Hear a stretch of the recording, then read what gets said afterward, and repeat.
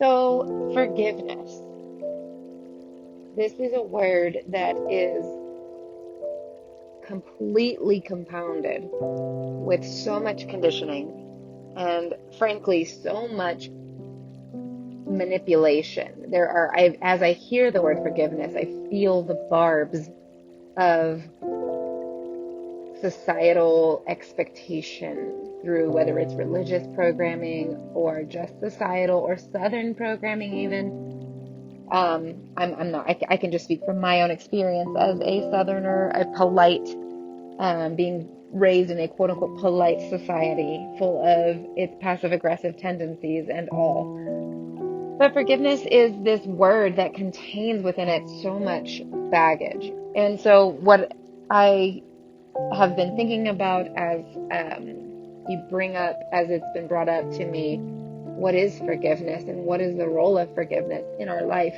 And I want to share my experiences of forgiveness. First of all, I want to demystify this word because it is not what it has evolved into. Its original meaning is not anything close to the emotionally manipulative reality that has been put together around this word.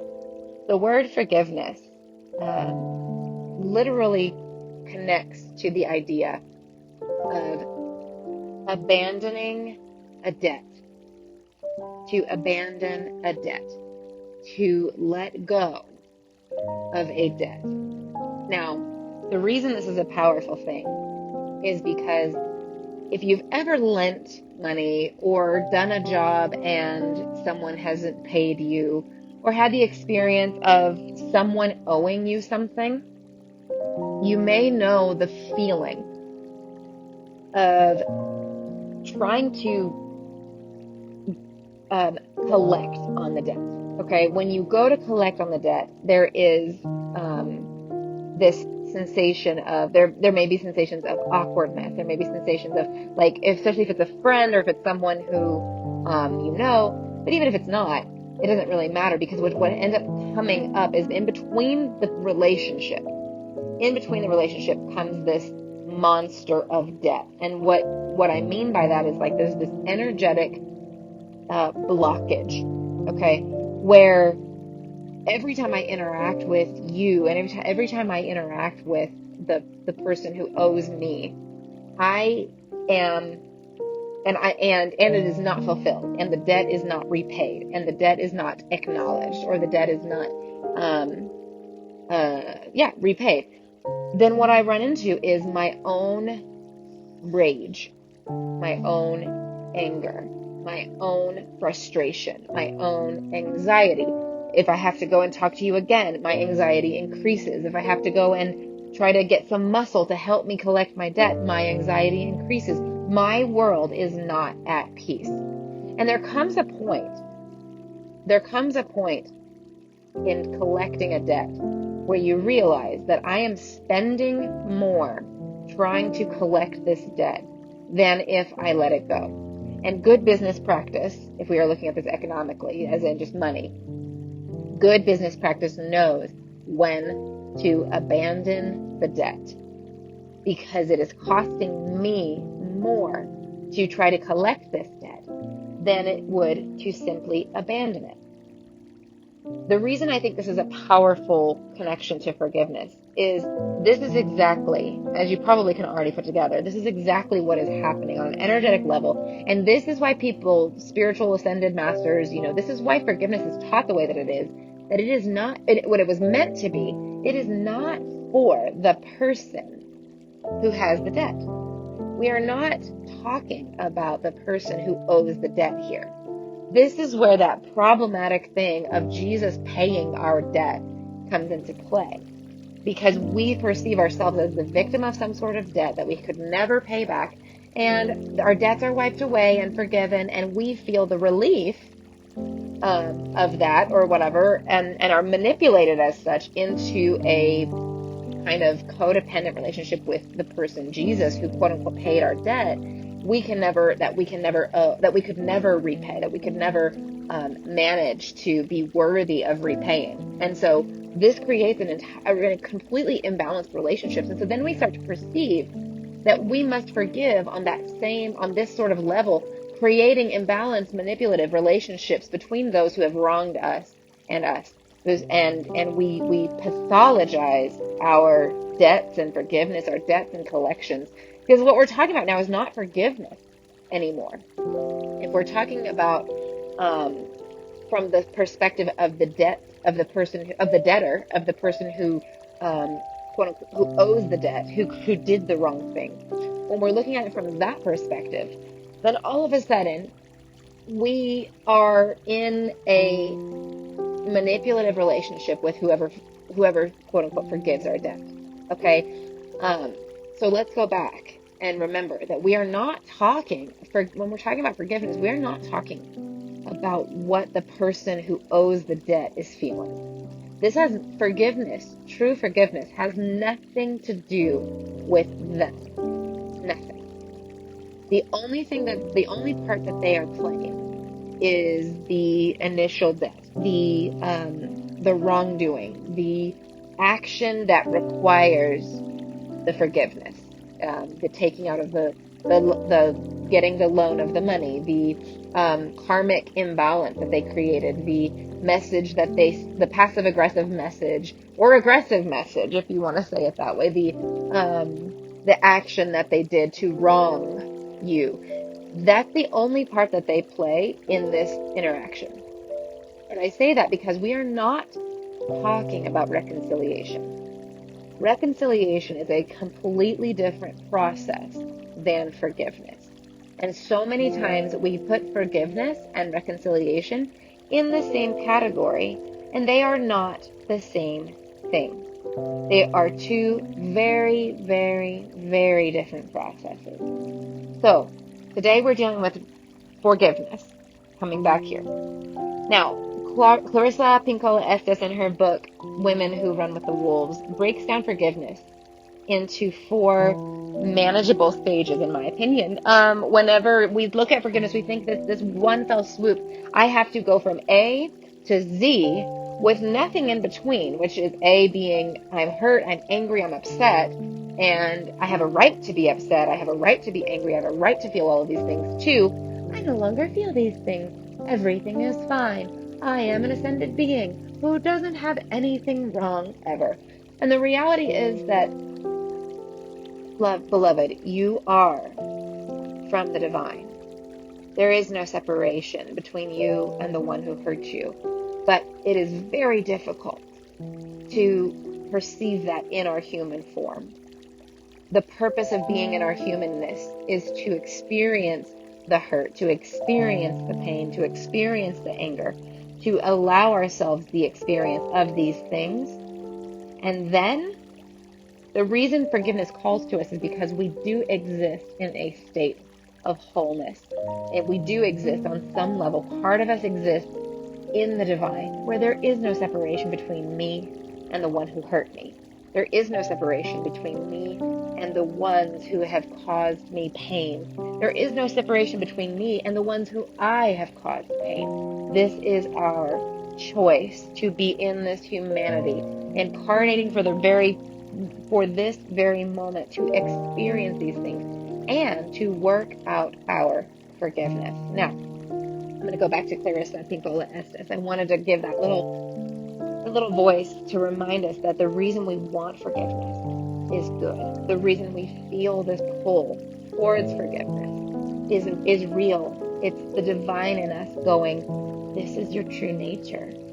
Wholeness, completeness is your true nature.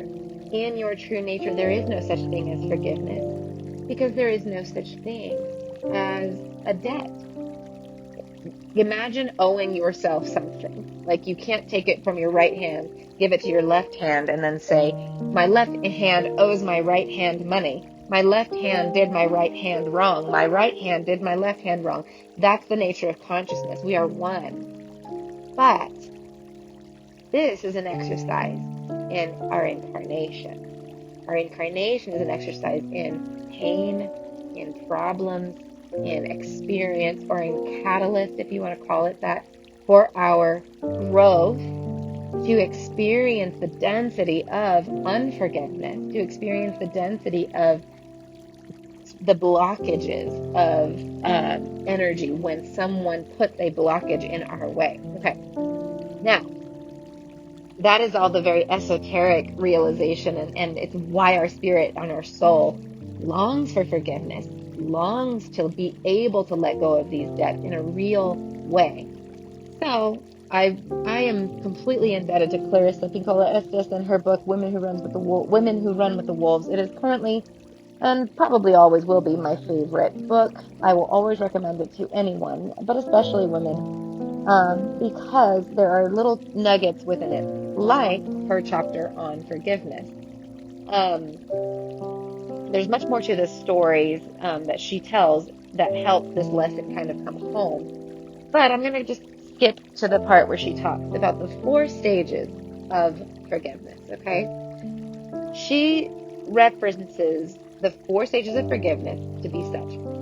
Number 1, to forego, to leave it alone. Number 2, to forbear, to abstain from punishing. Number 3, to forget, to aver from memory, to refuse to dwell. And finally, after those 3 stages comes number 4, to forgive, or to abandon the debt. I love these stages because they are a clear path through the rage. You cannot get from letter A to letter Z and try to be perfectly forgiving at all times. Now, a quick note before I go into a breakdown each of these things is I want to point out you cannot forgive in any moment except for the present moment. Forgiveness happens in this moment, not the future and not the past, because the future and the past are illusions that we are creating. So I want to free us from this idea that we have to be perfectly forgiving creatures for all eternity who give easily and just let go of debt forever, as if we know what tomorrow will hold. We can only deal with what is being brought up to our spirit in this present moment. We do not need to go digging into the past to find things to forgive and let go of. What needs to be let go, the debts that need to be brought to the surface and let go of, will make themselves known in the present moment. So even if you're dealing with forgiving a specific person who has hurt you in the past, do not try to go to each and every moment that, at each and every event that they have ever done anything to hurt you, and work through each of these steps with each of those things, unless the vibration and the frequency of the hurt is being encountered right in this present moment. I hope that makes sense. What I'm trying to say is you don't have to dig up things to forgive in order to be a whole being. Beloved, you are already whole. You are already perfect in your forgiveness, whatever stage you find yourself. If you're not even ready to embark on the stages of forgiveness, that is totally fine, because you are the divine experiencing your hurt, your rage, your pain as it is. And the forgiveness, or the foregoing, the forbearing, the forgetting, the forgiveness, that will come when it is ready to. There is nowhere to ascend to beyond where you are right now. You are perfect in your expression of your rage, of your divinity. And when I say perfect, I'm talking about the internal reality. I'm not talking about the external one where, you take this out on someone. I'm hoping that you are experiencing your rage, your anger, anything, your pain, internally within yourself, in the safe space, the safe vessel of your own consciousness. I just want to be clear. I'm not talking about taking it out on people. The reason we are doing this work of forgiveness is so that we don't take it out on people, so it doesn't leak out into other parts of our life. Okay, coming back now. Now that we've established your goodness, now that we've established your wholeness, now that we've established your sheer perfection, here are the stages of forgiveness again, and I'm going to go through each one with a little bit of explanation. To forgo is the first stage, and that means to begin forgiveness is to forgo for a while. Take a break from thinking about the person or the event. Sometimes things are better left when you can take a vacation from it and just leave it alone. This can preserve your energy, can keep you from becoming exhausted by letting your energy leak out. It can strengthen you in other areas and give you some happiness. Or another word is Abraham Hicks referring to that high-flying disc. Taking a break from it, foregoing it for a moment, leaving it alone, can allow you to raise your vibration to where you can enjoy yourself and remember you as the divine, as the perfect being that you are, so that you have the strength to move on to the next step. The next step is to forbear.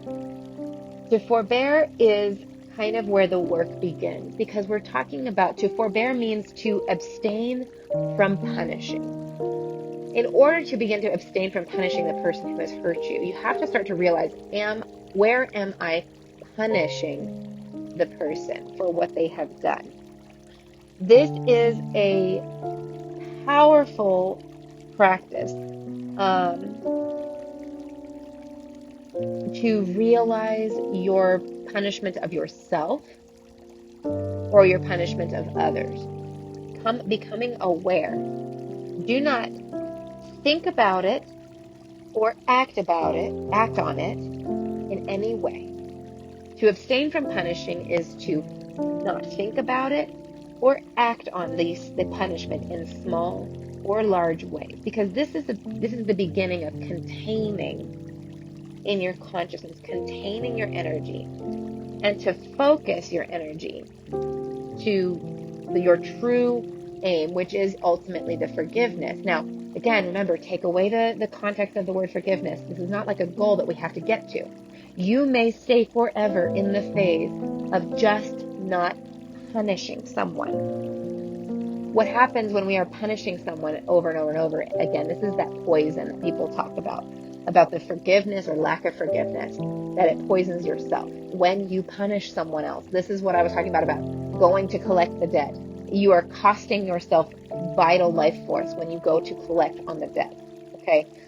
So step two, is to have the patience to bear up against and to channel the emotions towards yourself, cleansing yourself as often as you need to, practicing patience, and refrain from, and I'm quoting Clarissa here, punitive uttering, from muttering, from acting resentful, or hostile, to refrain from unnecessary punishing.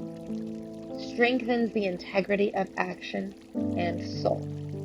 It's to practice generosity, thereby allowing the great, compassionate nature of who you really are to participate in these matters that have previously caused emotion, ranging from minor irritation to rage. End quote.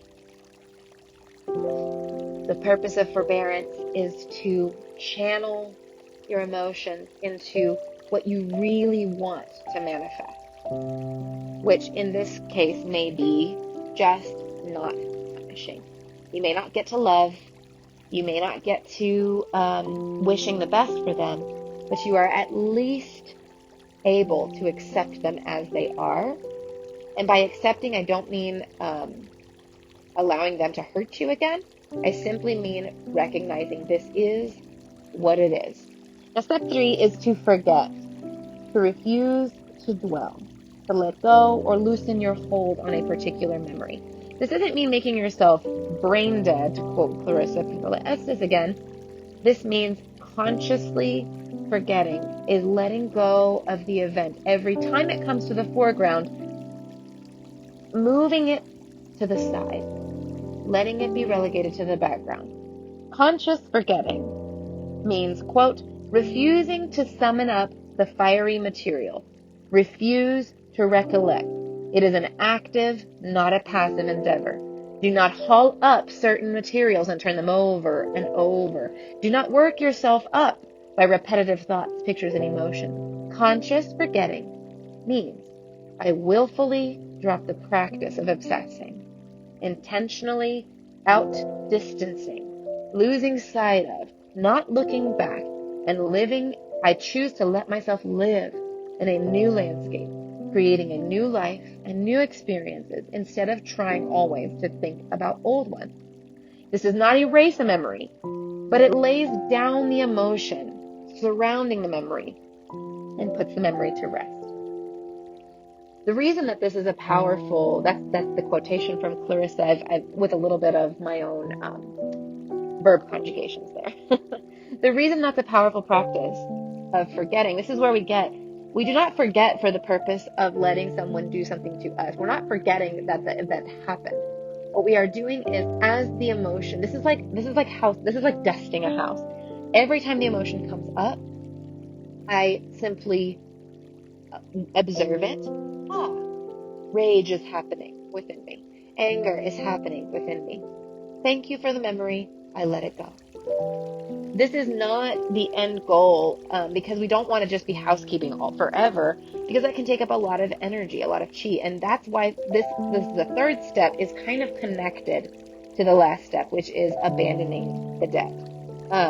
So it's almost like when you do 1 and 2 together, you can, I'm sorry, what is the first word? I forget it. To forgo, leave it alone, just ignore it for a little bit. To forbear goes together to abstain from punishing. We can kind of ignore it for a little while, and then we can observe our punishing and let those two things kind of go together.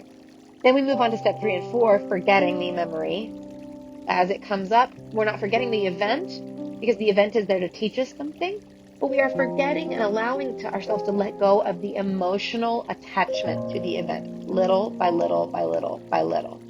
This paves the way to true forgiveness. The true forgiveness is, it is better for me to let go of this debt, because every time I hold on to this debt, I am trapping myself in a world of emotional baggage that I don't have time for. I don't want to have time for. I don't have the emotional capacity for anymore. Now, forgiving the debt does not necessarily mean it has to be completely wiped away. There are even stages within this that Clarissa Pinkola Estes outlines, and I highly recommend you getting this book. This that I am quoting is in the chapter called Marking Territory, The Boundaries of Rage and Forgiveness. The book, again, is Women Who Run with the Wolves. I am not sponsored by anything. I am simply trying to give you the resource that I found so powerful with my conditioning of forgiveness. Basically, you can choose a blanket pardon where you just let it go for now and forever. You may say that what has been paid off is enough. The work that you've done, the person who owes to you, the work that you've done up to now is good enough. I can let it go from here on out. Another thing is, I can let this go. I can let go of this debt, but I cannot let you ever hurt me again. And that might mean I let go of this relationship as a result of this debt forgiveness. I cannot put myself in a situation where you could ever owe me a debt again. I cannot allow you access to me. This is where the idea of reconciliation has crept into forgiveness. Reconciliation can only happen when all of these debts have been brought to the surface, brought to forbearance, brought to the foregoing, brought to the letting go of the debt. If that doesn't happen, if the debts are not looked at, then reconciliation cannot truly happen. Because all that you're doing, I think, is sticking your hand or your head in a snake's basket over and over and over again. And that is where the pain of the manipulation of forgiveness, quote unquote forgiveness, the saccharine, as a friend says, canned asparagus version of forgiveness comes in. It's disgusting. It's not real. It's not potent. Forgiveness really isn't about the other person at all. It is about coming into remembrance of our truest nature, in which there is no such thing as forgiveness. There is no hurt.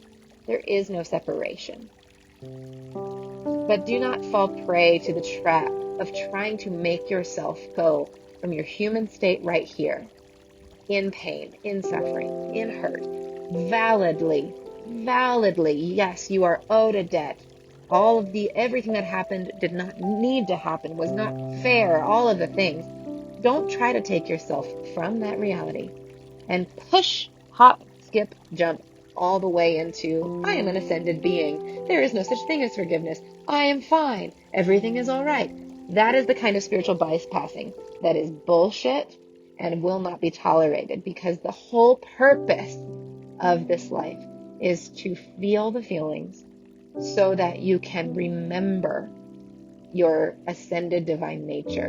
And forgiveness is a tool that we have been given by our divine nature, working through these steps. And like I've mentioned, I really appreciate Clarissa Pico Estes's work around this very simple, complex subject. I say the work is simple because it is a present moment reality of, do I leave it alone? Am I punishing someone for this?